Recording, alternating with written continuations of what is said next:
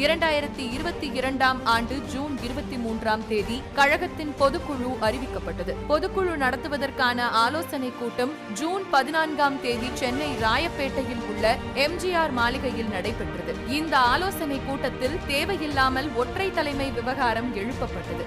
ஏற்கனவே சரியாக திட்டமிட்டு இந்த ஒற்றை தலைமை விவகாரத்தை மாதவரம் மூர்த்தி கிளப்பினார். கூட்டம் தொடங்குவதற்கு முன்பு அலைபேசி வெளியே வாங்கி வைக்கப்பட்டது. அப்போது நமது கழகத்தின் துணை ஒருங்கிணைப்பாளர் JCT பிரபாகர் அவர்கள், இது பொதுக்குழு தீர்மானங்கள் குறித்து விவாதிக்கப்படும் கூட்டமாகும். இதில் ஒற்றை தலைமை விவகாரம் குறித்து விவாதிப்பது தேவையில்லாதது என்று கூறியுள்ளார். ஆனால் எடப்பாடி பழனிசாமி அவர்கள் ஒற்றை தலைமை குறித்து விவாதிக்க அனுமதித்ததால் கூச்சல் குழப்பமாகி அனைவரும் வெளியேறினர். வெளியே வந்து செய்தியாளர்களை சந்தித்த ஜெயக்குமார் ஒற்றை தலைமை குறித்து விவாதிக்கப்பட்டதாக கூறினார். அப்போது இருந்து ஒற்றை தலைமை விவகாரம் சூடு பிடித்தது.